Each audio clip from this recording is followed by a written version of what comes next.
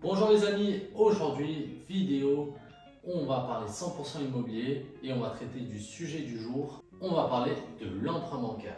L'emprunt bancaire, il sera indispensable dans tous investissements car pour acheter un bien, vous avez besoin d'argent et rien de mieux que le levier bancaire pour emprunter. Tout simplement, pour emprunter, il vous faut déjà des comptes clean, un dossier béton, pas de découvert, pas de dépenses inutiles. Si vous avez des dépenses inutiles à faire, créez-vous des comptes à l'étranger sur des banques en ligne qui vous permettront de mettre ces dépenses là-bas pour avoir des comptes les plus clean possibles.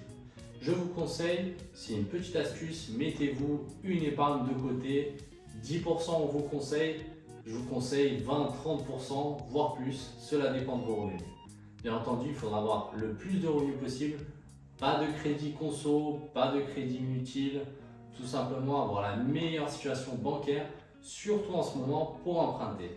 Et chose à ne pas négliger, oui, avant l'emprunt 110% était courant, maintenant il vous faudra quasiment obligatoirement un apport. 10% plus les frais de notaire, mais au minimum les frais de notaire, donc je vous conseille d'essayer de vous faire 10, 20, 30 000 euros d'apport de côté. Bien sûr, quand vous débutez, c'est pas facile, mais c'est pour ça qu'au début, vous devez faire le plus d'efforts possible.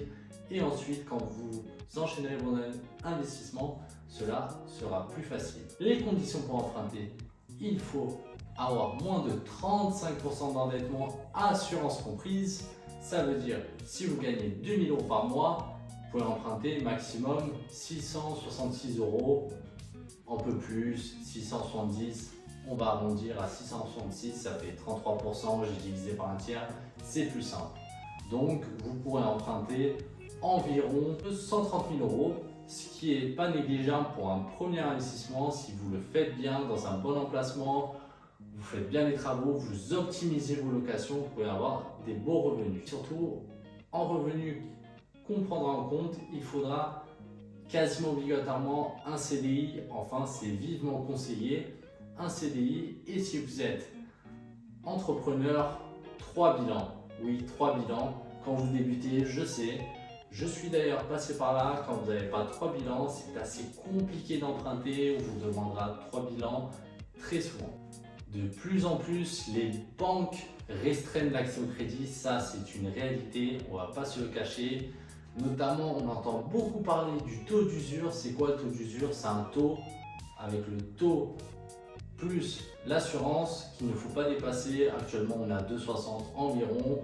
Je vous dis environ actuellement car la vidéo sortira en septembre et les taux d'usure auront changé.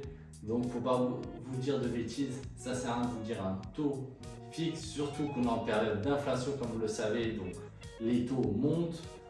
Actuellement, on est à 1,5-2%, mais peut-être bientôt que les taux monteront. Mais il faut savoir une chose, tant que votre investissement vous rapporte plus que le taux, il faut emprunter. Si votre investissement rapporte 8-9%, même si vous avez un taux à 3%, oui, il faut prendre ce crédit. Le plus important, c'est d'avoir l'argent. Si vous n'avez pas de financement, vous n'avancez pas et vous restez au point zéro. Tandis que même si vous avez un crédit à un taux élevé, que les gens vous disent « Oh, vous avez 2,5 ou moi j'ai 2,3 », mais en fait, si vous optimisez votre investissement et que vous avez 12% de renta et lui il a 5% de renta, c'est qui a fait le meilleur investissement? Bah, c'est vous, même si vous avez un taux de crédit plus élevé. Ça, c'est vraiment pas important.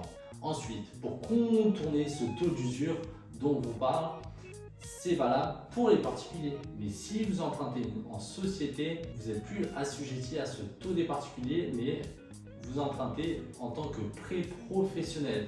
Donc, même si vous avez un taux à 3%, on vous prêtera et ça, c'est vraiment top et vous pourrez avancer. Donc, si en tant que particulier, vous êtes confronté à ce taux d'usure, essayez d'emprunter en société, trouvez-vous un associé, empruntez avec votre mère, votre fils, votre frère, votre soeur. Vous pouvez même lui donner 1% d'épargne, vous aurez 99%, comme ça, créez une société, vous avez ce prêt professionnel et vous pouvez investir.